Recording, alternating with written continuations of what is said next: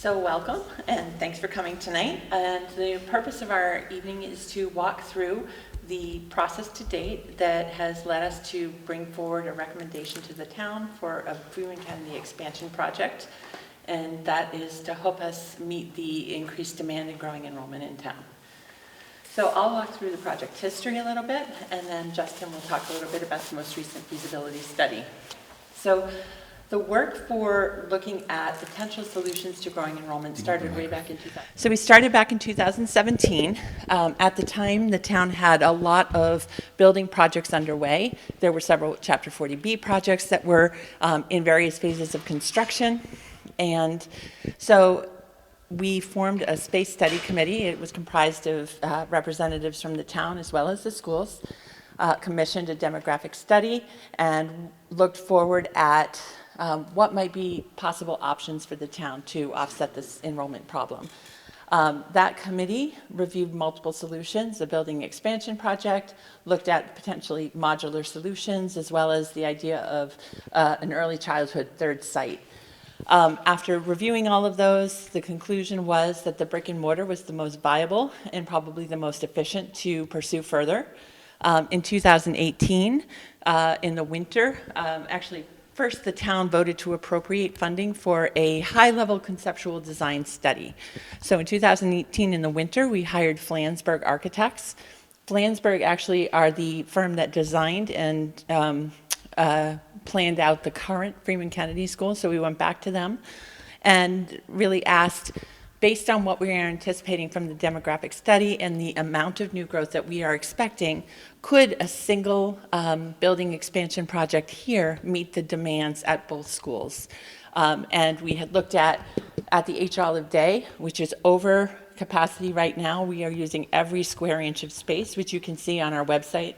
Many spaces have been repurposed. We don't have any growth potential there. We already have our music room on a cart. We don't have a music room anymore. We don't have a computer lab or makerspace that's housed on the stage. So we don't have any capacity to add additional classrooms. However, with a single building study, we looked at, could we move the preschool program out of the H. Olive Day School over to the new addition to the first floor? That will give us 5 or 6 additional classroom spaces that could then absorb growth in K1 and 2. And the second floor, in addition, could potentially provide additional classrooms for students in grades 3 to 6. So we looked at the viability at a high level of one project meeting the needs at both schools. And we also had our initial enrollment projection study redone and updated. And we presented those results to the select board in October. It was actually October of 2019. That line we need to move up. And we did a presentation to the select board, and both the school committee and the select board at that time felt that the project was viable enough that we should consider applying to Mass School Building Authority to see if we could be invited to participate in their core school building program, which would offset the cost of any addition. It's a range of percentages, what they contribute, but probably about 50% of the cost could be absorbed. So we applied to MSBA in 2020, and we were unfortunately declined at that time. There's a lot of schools across the Commonwealth that post-COVID have significant needs, aging HVAC systems, safety conditions that were prioritized. So the select board and school committee voted again in 2021 to resubmit another application to MSBA, and we tried a third time in spring of 2022. MSBA has already funded a number of projects in our community. So the H. Olive Day School roof replacement was funded, co-funded by MSBA. The Freeman-Kennedy that we're in now was an MSBA project. And MSBA is also participating in funding the Tri-County project right now. So a lot of revenue from the state has supported prior building projects in town, but we were not prioritized in this application process. So in May of 2022, we came forward to the advisory board and recommended moving forward with the next step of the process, which was a full-scale feasibility study. And that included traffic studies, more detailed design plans and review, looking at structural and mechanical systems. It's a very comprehensive full study. The town appropriated $300,000 for that work. And we publicly bid the project. With a committee from the school and town, we interviewed architectural firms and hired AI3, who is here with us tonight to do that study. That study was completed over the course of a full year. Again, multiple subcontractors contributed to the data and the findings. And then in May, we were prepared, and the school committee voted to submit a warrant article to continue forward with the full design work for the building expansion. Obviously, during the COVID years, construction costs went up significantly. There were other needs that the town had. And we were asked to reconsider, with the changing climate, the changing conditions, to reevaluate those other prior options of looking at modulars once again to make sure that this brick and mortar in the new sort of economic climate still made the most sense for the town. So the school committee submitted an article, instead of going forward with the full design, to add scope to the feasibility study and to extend that and relook at some of those prior options that were ruled out back in 2018. So again, AI3 conducted the expanded feasibility study. We've been working on that and we also had an article to appoint a building committee so that we had representatives from the town as well as schools to really look at all the data from multiple different lenses. The school building committee is comprised of 2 school committee members, 3 community representatives, the town administrator and myself serve on that committee, and then we also have our facilities director who contributes, as well as the town administrator and the building inspector as needed. So I might stop and just introduce the members of our building committee who are here. Grace Lockhead, who is the chair of the Norfolk School Building Committee. Medora Champagne, vice chair. Mike Lucarello, who is a community representative. And Matt Malnridge is our facilities director. So those are who are here with us tonight. So we have just completed that extended feasibility study and have shared the results. And we can jump to the next slide. Oh. I can jump to the next slide myself. Again, the school building committee that was appointed was charged with undertaking an expanded feasibility study to relook at those modular options as we discussed. Also wanted to redo the demographic study with a new vendor, a new fresh set of eyes on the data to make sure that the conclusions were similar in terms of what we expect and project for enrollment. And then to review the extended feasibility study, demographic study, and make a final recommendation to the select board and the school committee. The scope of work we just talked through, to look at the demographic study, to look at design options for modular solutions, look at the cost estimates associated with all of them, and then to make the recommendation. Enrollment growth in the Norfolk schools. So since 2014, we saw an initial dip in 2015, but since then enrollment has been growing steadily every year. We have, if you look by building, in the last 10 years, H. Olive Day has increased by almost 100 students, or close to 25%, just at that one facility only. And that is the growth just in kindergarten through grade 2. Preschool programs are also housed there. Preschool is, we are mandated to provide services to students who have disabilities as of age 3, and then we have peer models that are brought in. This town, because of space restrictions, can't expand the preschool even though demand is growing. So we've gone from being able to accommodate most residents interested in preschool to having over 70 families on our wait list. So preschool enrollment is not shown here because it's fixed by space, but not by need. Freeman-Kennedy School, we're up by about 40 students, 135 over the 2 buildings over the last 10 years. Enrollment projections, we hired demographic analytic advisors, a very well-known demographic agency who does a lot of forecasting for schools, municipalities, and they work in Connecticut. They support census work in many places. They were selected to redo the forecast. Their forecast is very similar to NASDAQ and shows the projection expectation is that the enrollment growth will grow by another 200 students in the next 10 years. Very similar to NASDAQ, they actually found that during COVID we had more students that went out to private schools or homeschooling. the data from the demographic study shows that when students leave the district, they often stay. If they get acclimated in a private school, they'll stay through their elementary years. So we saw more students leave, and we are not projecting those students to return. However, the new kindergarten enrollment continues to exceed past years' enrollment. And as those students age up, that is what's driving enrollment growth. So DAA expects the growth in enrollment to be slightly under NESDEC for the first few years because of that gap of students that went out during COVID, but then to actually exceed the projections in years 5 through 10. I'll turn it to Justin, and I'll give you both a mic and a clicker.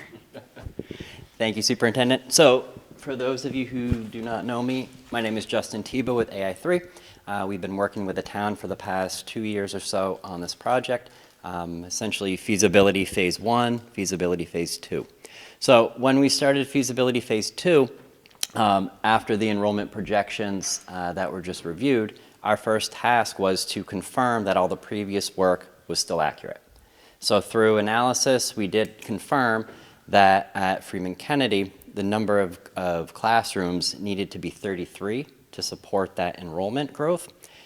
Number of pre-K classrooms, as mentioned by Superintendent, remained at 7, and what this included was a total project size of expansion of just over 36,000 square feet. Now, the 33 classrooms, that means that equates to 6 new classrooms on top of the 27 existing classrooms. So throughout the process, the building committee reviewed a number of different options, and this matrix here is really what it boiled down to, a consolidation of all the different options. They're stacked, there's 4 shown. All the way on the left is the permanent option that was presented approximately a year or so ago. And then we have the 3 modular options that were studied. These modular options were tweaked and adjusted and changed based upon feedback over the past year to ensure that scope was appropriate and covered throughout the process. And these are the 3 high-level options that were boiled down to. As noted on the slide and as mentioned previously, the permanent addition, the permanent building option, was the option that the school building committee unanimously voted to support to present as the warrant article at town meeting. We're going to go high level over modular options 1, 2, and 3, and then we're going to focus a little bit more on what the preferred option is to give everybody a sense of what it includes. So, I'll go this way. So, option 1 for the modulars, 2-story option, and this is really the as close to apples comparison as we could get with the modulars versus the permanent build. The location of it is right out back over there connecting the 2 academic wings. So the 3rd and 4th grade wing and the 5th and 6th grade wing would get connected with this bar right across the center. As mentioned, the pre-K component would be on the 1st floor of that 2-story addition, and the upper story, the 2nd story, would be for grades 3 through 6.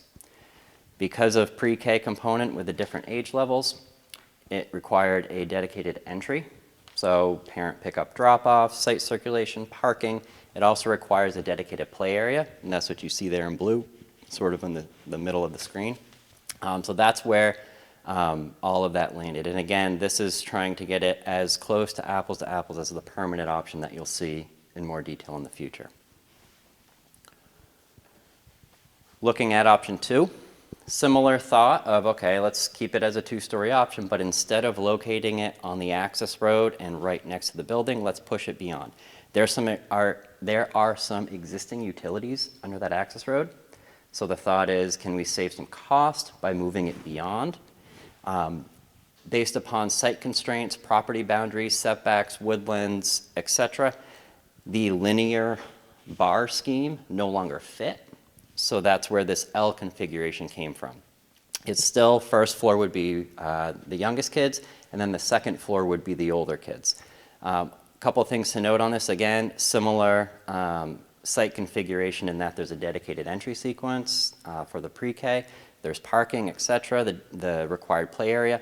But you can start to see there is a distance from the existing building to the modulars. So the pre-K is self-contained, but the older students, grades 3 through 6, would actually have to walk outside to get to those modular units, whether it's for lunch or for any of the specials or for even some of the services that are provided. So because of that, the second floor of this would be an entire grade versus having a mixture of grades over there. So it would be an entire grade over there. Third modular option, we are tasked with, okay, you've looked at two-story options. Is there a significant cost savings if we go to a single story? You remove your stairs, you remove your elevator, but the footprint doubles. You no longer are stacking vertically, you're going horizontally. This footprint here, you can see, is a lot bigger than the other ones. It no longer fits at that back portion of the building, so this would actually have to be located on the fields that you currently have out on the front over there. So there would be loss of green space just to physically fit 36,000 square feet of modular classrooms over there.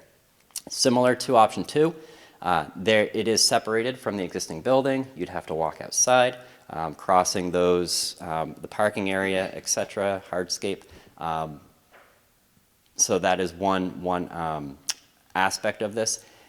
One other component of this is we were able to utilize some of the existing parking because it's not utilized to capacity. However, there would still be some reconfiguration required for your traffic loops and for access and for site circulation around it. So those are the three options. There are a number of discussion points that we'll actually get to later on after the presentation of what the preferred option is, but that's to set the stage for those three options. So moving into the preferred option, and this actually goes back to our work starting 2 years ago. When we joined the project, when AI3 joined the project 2 years ago, we started by confirming all of the work that was done previously. Again, as Superintendent mentioned, it was a high-level study. Really, can it fit? What's the gist of it? So we started getting into the nitty-gritty, having actual conversations with specific groups and organizations. And these are some of the groups that we met with. So we met with 4 focused groups. So we met with the early childhood, because that's a critical component of this expansion. We met with the art, technology, and STEAM integration. We met with the general educators in teacher planning, and then we met with the special education component. Those 4 groups were met with specifically to talk about curriculum, instruction, how they deliver their day-to-day lessons, because that really starts to inform what we need to design to support them in their educational delivery. Through this process, we've developed, this is called a space summary. This is an inventory of all of the spaces required, so it's quantity as well as size. Through this process, through the conversations with those 4 focus groups, with also follow-up conversations, clarifications, etc., this is where that 36,000 square foot expansion came from, by talking through of what is actually needed for this project. The floor plans will actually get a little bit more information and start to spell out what this means, but this is one of the items that are built in tandem with developing the actual plans of the project. So similar diagrams of what was previously shown for the modulars, but this is the permanent build. You can see again, it's connecting the 2 academic wings with a permanent option, direct interior connection. So you can walk seamlessly on the second floor into from the existing second floor into the new second floor. First floor is slightly different because it is pre-K. So there would still be security doors, card access, etc., to allow administration, personnel, etc., back and forth if needed, but those doors would be locked, so you couldn't have a 4th grader wander into the pre-K section. But there still is physical building connection to allow any of the administration or anyone else needed into that pre-K component. It's located on the service road, and that is to allow the building to be physically connected, to avoid having students walking outside of the existing building to get to any of those expanded spaces. And because of that, minimal tree removal is required because that space is already open. Looking at the floor plans, the item or the items and rooms noted in red on the left side, that is what is in the expansion. So it's a two-story option. This is the first floor plan here. This equates to half of 36,000 square feet, so 18,000 square feet of space. This is your pre-K component. So it's all the classrooms, it's all the required spaces to support them. It's also the special education component that is moving over from HOD.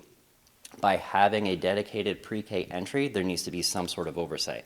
So the special education component is going to become that oversight for the pre-K component to avoid having to increase the number of staff just for oversight of that space. Couple items to note here is the items in green. So those are existing spaces that are going to be repurposed or relocated. In reality, all of the spaces that we're looking at, whether they're the green spaces in the existing building or any of the spaces within the expansion scope, fall within 3 buckets of space categories.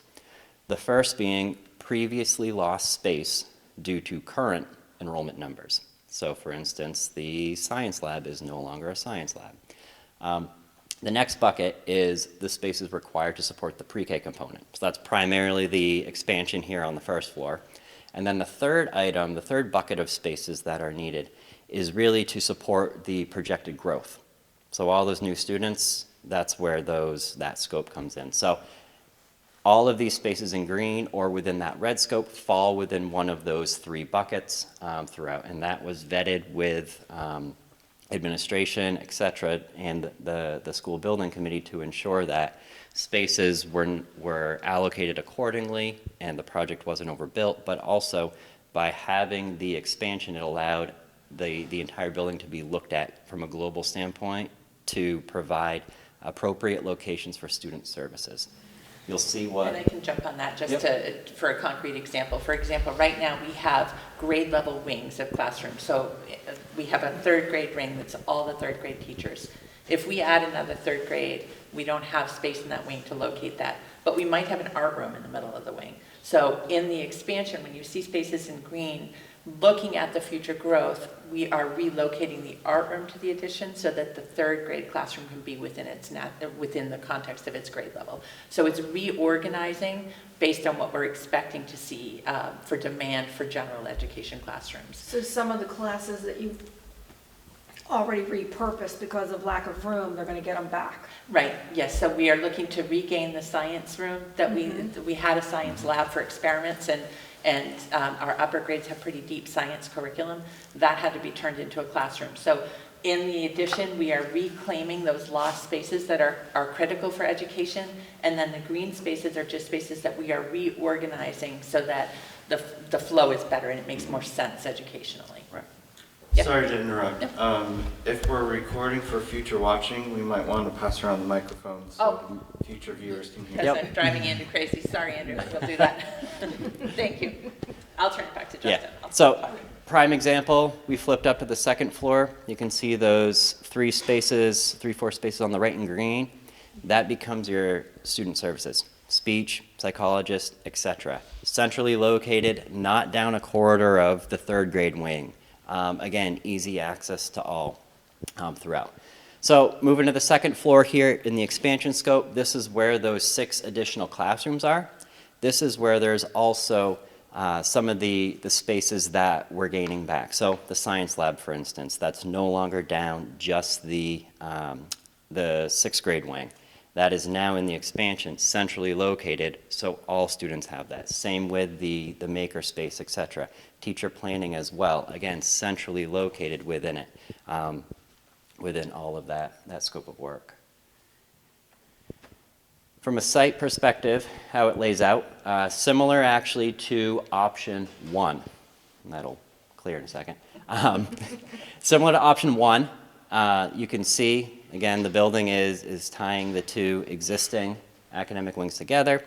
We've pushed the perimeter access road outboard of it. It becomes emergency access only because now we have that pre-K component of their pickup drop-off, their parking area, etc., as well as on the bottom there in blue, that is the required pre-K play area. It's required by the state based upon age level. It's a specific size based upon population as well. So that's why that is there, directly adjacent to their spaces. Couple renderings. The intent is that to utilize the existing materials of the existing Freeman-Kennedy and just repurpose them. So the corrugated metal and the simulated stone. We want this expansion in addition to look like it was originally part of the building, but there are opportunities to treat it slightly different because we don't want it to look like just the back of the building because it's now the front for the pre-K. So there are some adjustments that have been made. Again, this is a bird's eye view of the back component. In the bottom in blue, it almost looks like water. That's the pre-K play area, and you can see in the center the main entrance for the pre-K students.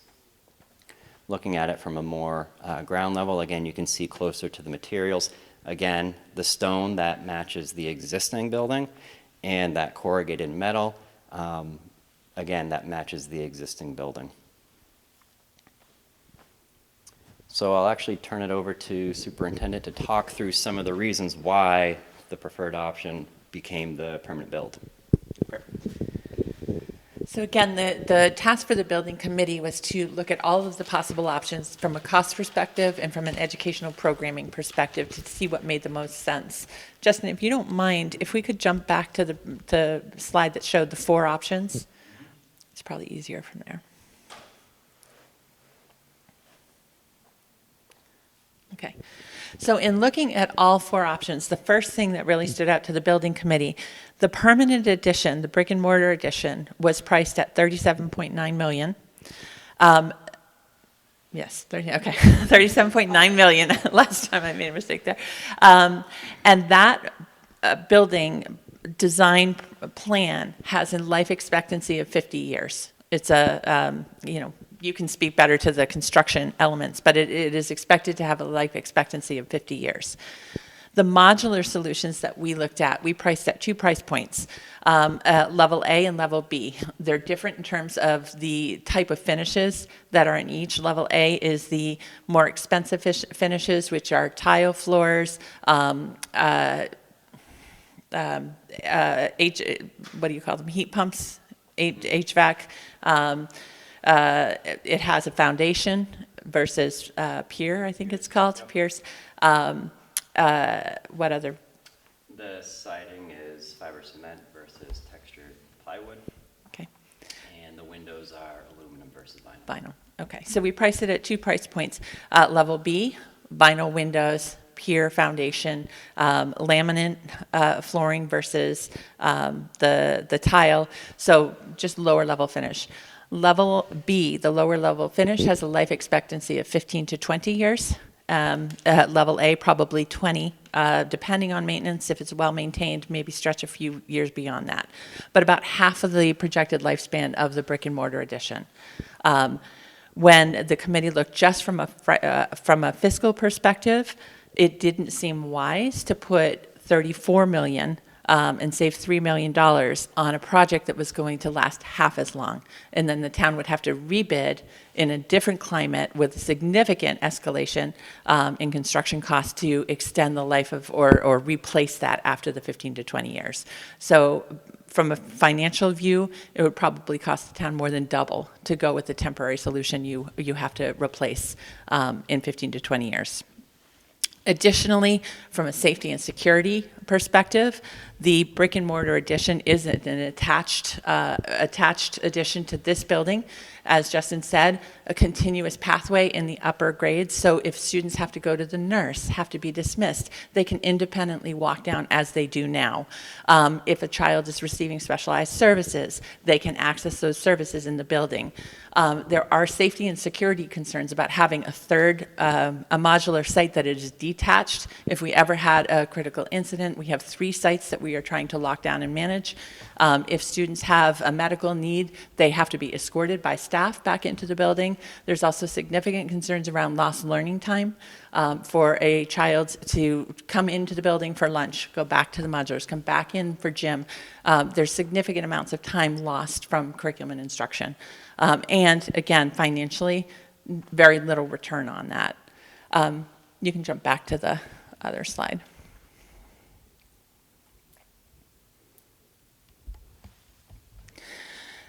So again, with the detached modulars, there's student safety and security concerns, time on learning concerns, also impact on delivery of services. So we have special education staff that provide services in multi-age groups sometimes, students placed in different classrooms. They would have to come into the building to get those services, or specialists would have to travel throughout the day to different locations to deliver instruction. We also, in one of the modular solutions, would lose our current field and play space. All of the modulars have higher maintenance costs, so they are less energy efficient, higher costs for heating and cooling, to run them and operate, shorter lifespan, and again, higher long-term cost to the town to replace. The brick and mortar, single building project that resolves space issues at 2 facilities, no negative impact on time and learning. Service delivery and current staffing can seamlessly provide the same level of instruction as we provide now. Maintenance cost, energy efficiency is much better, so lower operating cost annually for the town, and a 50-plus year lifespan for the building. Why move forward now? So we've had a lot of conversation around this. Why bring the project forward now? Our enrollment continues to grow. This year, our enrollment is up again, another 30 students from last year. We are already out of space. We have nowhere to grow at the H. Olive Day. On the top of that cabinet there's a sign that says "Scan Me." If you scan that, it'll bring you to our building project website. You can see photographs of the H. Olive Day and the spaces that have been repurposed on that website, so you can get a better feel for what the conditions are like at that building right now. We are going to be out of space at the Freeman-Kennedy School. We were saying by 2026. We do have new students coming in, and we converted one of our only open classroom to an L classroom this year. So we don't have any additional classroom space available. The building project is expected to take 3 years. So a year for the design services, then we have to bid the project out, another year to 18 months for construction. So if we were to move this forward now, we would be looking at opening a building in 2027. The longer we wait, the more likely the town is to be faced with needing to invest money in a temporary solution like renting or leasing temporary modulars to bridge that gap. We cannot grow further than we have right now and find appropriate classroom educational spaces. So if we have to do a temporary solution, that drives costs. Additionally, we know that construction costs escalate anywhere between 4% and 12% annually. This same project, back in 2019, when we first studied this, we hired Flansburgh Architects, we had the design work done. They sent the designs out to a professional estimating company to get a price for the building addition. In 2019, the construction cost estimate was $12,945,000. Okay, that does not include the soft costs, which are about 25% of the total building cost, and that's for furniture, technology, things like that. But that is the same company that we used, that AI3 used for professional estimating in 2023 and 2024. Removing the furniture and technology costs so that we have an apples-to-apples comparison across the 3 years. That project went from $12,945,000 in 2019 to $27,900,000 in 2023, and the additional delay for the year for the extended feasibility has now brought it up to $29 million. This project has doubled plus in cost. Further delays are going to drive that up, plus potentially drive costs for temporary solutions. As a result, the building committee felt it was critical to move this forward now. We know the need is there. We know we cannot keep up with the enrollment as it's coming, and felt that the most cost-effective and best solution was to move this forward now so we don't incur any additional cost escalation on the project.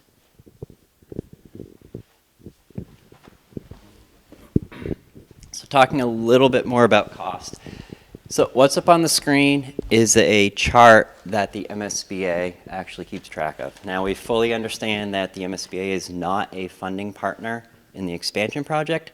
One thing that they do very well is they track all of their projects that are only education throughout the Commonwealth of Massachusetts. What you see here is you can start to see all the different projects and how they're increasing the average cost of construction. A couple items I wanted to point out.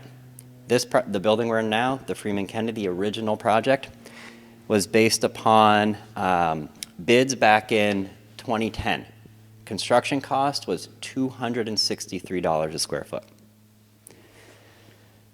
Moving forward, the next year, or the most recent year that the MSBA actually has an average for is in the end of 2021, early 2022.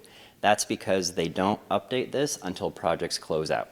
So in other words, all these other dots are accurate based upon bids, et cetera, but they don't become part of the average until those projects wrap up. So they're too new. However, the last hard line there, you can see in end of 2021, the average cost is $506 a square foot. So 11 years later, it went up $243. It almost doubled in 11 years. So taking all of those dots, though, you can begin to extrapolate a projected average, because that's ultimately where it's going to land. It may be up, it may be down a little bit, but you can start to fill in the pieces. Where we're at now, based upon current schedules, the average is $825 a square foot for educational construction in the Commonwealth, up $343 in 4 years. So you can see the cost is escalating. Where the expansion project lands is lower than that. It's projected right now construction cost of $771 a square foot. So the reason why this slide is important and we wanted to show it is because prices have increased significantly, as Superintendent mentioned. To also keep this project with minimal impacts to taxpayers, we've tried to make sure that it stays lower than that average. A lot of the decisions made to get to this price point are matching the existing building here. So again, like I mentioned, the same exterior material, so it doesn't look like an addition. The interiors will be the same. That way it all looks and feels and also is maintained the same moving forward. So that works out to be less than the actual average, though, for MSBA projects right now, because we're able to utilize on some of the efficiencies of this existing facility. So next steps, moving forward, 2 votes coming up, town meeting vote and then town ballot vote, date to be determined on that. Once that occurs, then the project will go into full design. The intent is that next time it goes in front of town meeting and the ballot, there will actually be bids in hand, so it's not voting on a projected cost, it's voting on an actual cost. And then that will require that second vote to go through for construction to occur, similar to what you folks did for the fire station. Approximately year and a half or so of construction, depending on how everything falls. And again, this is all just tentative at this point, but the target occupancy, if it remains with this schedule here, would be start of school year of 2027. So September 1 of 2027, or whenever that first day is, students would be able to occupy that new expansion project. Then a couple dates to note. First date, tonight, community forum, we're here. Next date, November 6th at HOD. This is going to be paired with building tours. So the intent is to have building tours at 6:30. Yeah, and so that we can have the public's, sorry, thank you. We are hosting that at each holiday so that we can do a tour of the building and people can really see what the current conditions look like and where the overcrowding is and understand why we need to address the space shortage. So there will be building tours prior to the community forum and then a presentation at 7 o'clock. And then the next date is town meeting, which is November 12th. So we hope lots of people come and learn more about the project and ask questions that they think would be helpful in determining how they wish to support or move the project forward. All right, so from there, we will open it for questions. Anybody has questions? One thing, because I was at the select board, and I think I wasn't the only one that misunderstood your chart with the options, because we thought that was per level, that it was almost double the cost of the brick and mortar building. So, and maybe I'm just dumb about it, but there was a couple other people that were on the meeting. We thought you were actually trying to say that it was going to be like $60 million. Oh, I see. See, instead of, I didn't, if you clarified that, I didn't hear it, but maybe clarify if you keep sending this out, because we looked at it, a couple of us, and we kept I going, see why what you're would saying. it cost? We Yeah. didn't get that you were saying materials, certain materials for this floor. And again, it may be just me, but there were other people that were wondering a little bit more what this meant. Yes, I see what you're saying. So we might need to use a different word. I see what you're saying. You're saying level A, you were thinking was the One and lower two, level. yes. Got it. Yes. No, we can use a different, Maybe say finish or quality. yeah. Yeah, that does sound better. We Maybe tried to option. look at we tried to look at if we did this in the least expensive way, it would cost this. Oops, oh, it's a touch screen, I hate that. If we went with a lower level finish, vinyl windows, window units for AC, and we finished it at a lower level, then it would cost $32 million for this option, the 2-story. If we went with a higher level of finish, which would extend the life expectancy probably 5 years, then it would cost this. But I see what you're saying. Maybe we can use different words versus level and clarify that. Yeah. Thank you for pointing that out. It does, we did say that in the long term, it will cost double because it has half the life expectancy, so you will have to replace it. And replacing it 20 years from now with the cost escalation, it's actually going to cost a lot more. Other questions? So I think that you did a great job of highlighting what the impacts would be for the space expansion and the use here at Freeman-Kennedy, but can you touch on what the impacts will be for the space that's going to be freed up at HOD?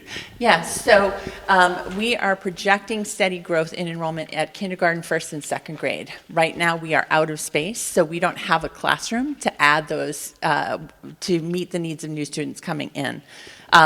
If we don't do anything there, we would have to look at modulars because we have nowhere to house additional classrooms of students.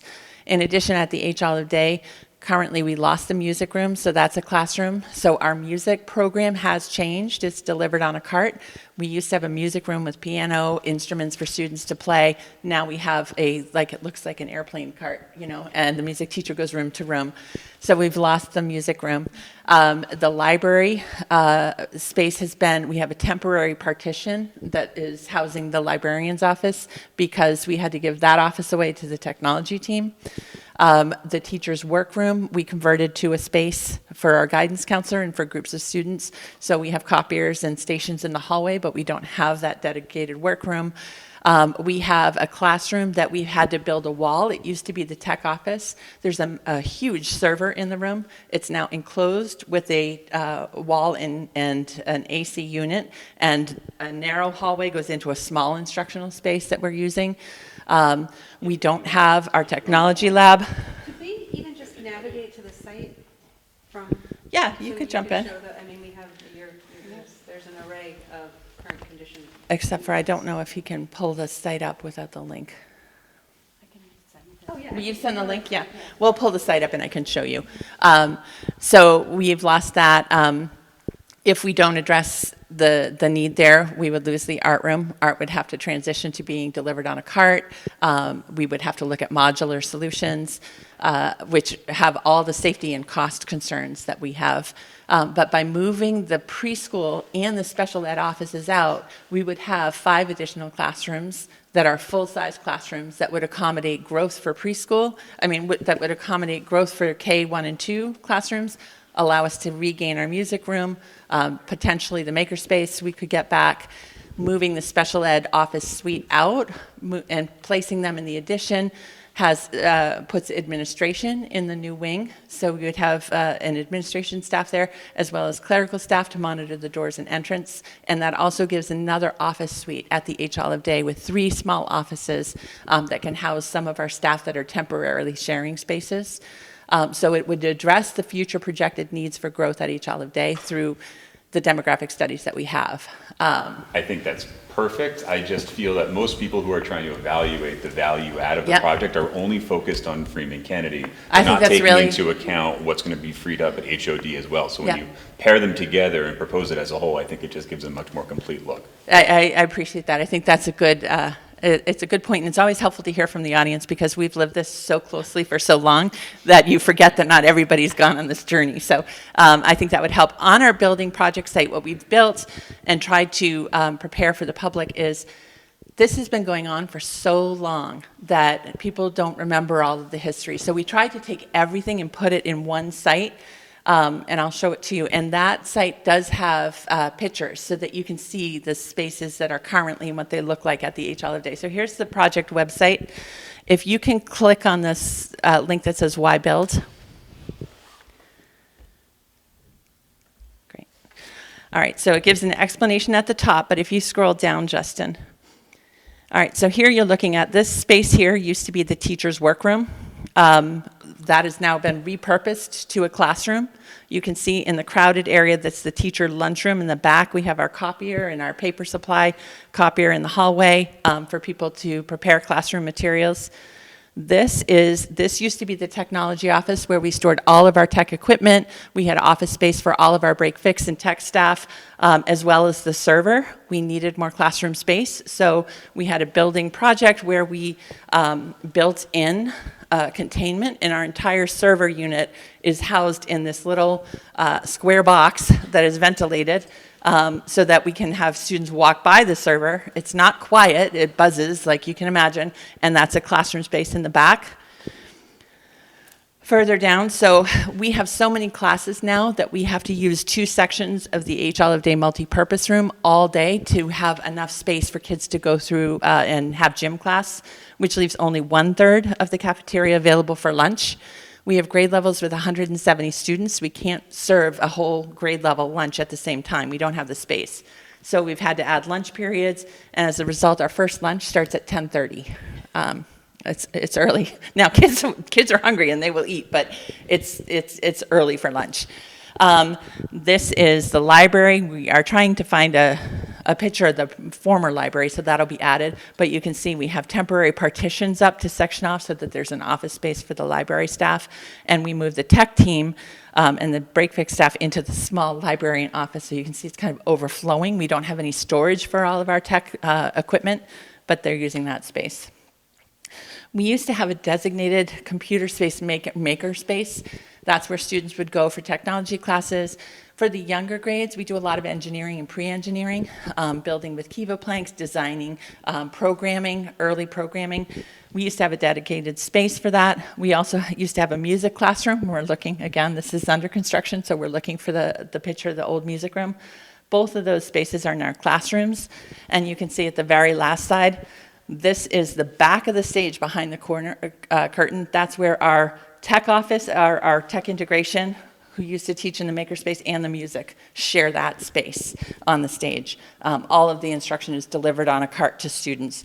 So that just gives you sort of a picture, and we'll do those full tours on November 6th. Also on the website, if you click on any of the things, if you go to the meetings calendar, that's the next upcoming meeting, November 6th, but if you scroll down, you can watch the videos from back to the 2019 presentation to the select board. All of the school building committee meetings are there. The 2 community forums we held last spring are there. If you go into project history, a narrative of the entire project timeline is there. And then if you go into planning, these are all of the reports. So there were 3 comprehensive demographic studies completed. If you click on the tabs, you can see the full report.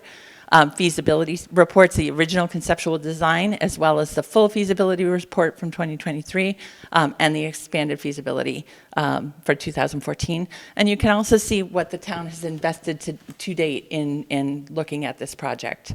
So everything is all here. Construction has not started yet, but if we get the project through, we will keep the public updated of the phases of the construction. There's renderings of the potential addition and everything else you might want from project history is there. Yes? Do I need that microphone? Is that This one will be fine. Okay. Okay, I'm pretty close too. Thank you. I have a couple kids in this school right now. Granted, they'll probably be graduated by the time it's done. But I have a couple questions, Sure. comments that, I don't know, brings up. I'll start with it. You touched on the cafeteria at H. Olive Day. One of the, I'm not going to call it a concerns, but something I would consider, that might be too late to consider, but growing up, my elementary school also had an expansion. I was actually in modules, plus they did an expansion later on. They decided to make a new, bigger cafeteria because they couldn't have everybody with the projected growth in the existing cafeteria is just too small. Didn't know if that was considered, how much space we have currently here. It was also a K through 5 school. It was a little different than having it separated 2 schools here for elementary school, so a little bit different for me. But one thing I had a concern, it would be nice to hear if the cafeteria is fine here or if it would need to be expanded. So I think that's a great question, and it actually comes back to the initial planning back in 2018. So when we thought about the addition, we intentionally chose to move preschool over as opposed to moving second grade up. Because preschool students don't access the cafeteria. So that entire first floor of additional students would not be accessing the cafeteria, the gym, the art room, or those common spaces. For the additional students in the upstairs, we did have Flansburgh do some study and look at the cafeteria space. For our largest classroom, we're going to have to look at different furniture arrangements in there, and we looked at some possible ways to extend by moving some spaces around, but we do project that the cafeteria will be able to accommodate the growth in enrollment here. Anything more you want to jump on that, or? Thank you. Sorry, AI3. So we did look at that because we were concerned about that as well. Okay, I appreciate that. My old school turned it into a specials room when they made the bigger one. My second one that I wanted to bring up, I had a slight issue. I don't know the background, so it's not necessarily an issue. I was a little bit concerned about the queuing of preschool kids, parents dropping off. It looked to me slightly small, but that depends on how many students are going there. So granted, there's that. I wanted to point out that I've done a handful or a couple handful of traffic studies. That's my background. And for pre-K, I'll state that that's my opinion. Yeah. Very fine to have drop off on the left side for pre-K. Often the smaller kids get put on the same side as the parents, and it's fairly natural to do that, especially if you have to do 2 lines for the older kids getting off on the right side. If it's only like the emergency access only could potentially, if modified, support a longer queue of people waiting if there's that many people waiting, and be able to do that without too much modification. So just want to point that out as a potential possibility as the bidding documents are getting more finalized with final adjustments, if that's something worth considering. I think that's a great point. We did, when we did the full, or when AI3 did the full feasibility, they did do a traffic study in the report, and we looked at the number of students that are coming into preschool and monitored at different times. The one thing that helps us is that our preschool hours are staggered. So the preschool students come at 9, where other students come at 8:45. So it's not all arriving at the same time, and dismissal is a little staggered. And the students 3 to 6 will come in the front, so that would just be an exclusive pre-K drop-off. But I think, if we get into the next phase, all of these things will be relooked at and reevaluated in the next full design phase. So I think that's really helpful. Thank you. Other questions? I'll ask one more. So the demographer reports are pretty clear about the increases that we're going to see in Norfolk over the next few years, warranting the size of the expansion that we're talking about right now. Can you just talk a little bit about why that differs from what we're seeing in the region as a whole? Norfolk seems to be pretty popular as it comes to school enrollments, and I'm just wondering if you had any insight as to why those reports would be showing different results in other areas nearby. Well, one of the things that they looked at in the demography studies, and they each had a little bit of a different model. The DAA Demographic Advisors study was much more comprehensive than the original NESDEC. Again, we wanted a new look and a fresh set of eyes. That study looked at patterns of migration, immigration into Norfolk at the student address level. So rather than a formula like a typical house brings 2 point whatever students, they looked at address data, like when people moved, how many new students moved into that same address over a 10-year period. What they are finding, and it also was the pattern of in-migration of families from suburban or urban areas into Norfolk with young children has been steady even through the recession times. People are coming out of more urban areas and settling, and we're seeing that growth come at the kindergarten, first grade level. So when you look, we don't get a lot of new in-migration. We don't have a lot of new kids coming in at third, fourth, fifth, sixth grade levels.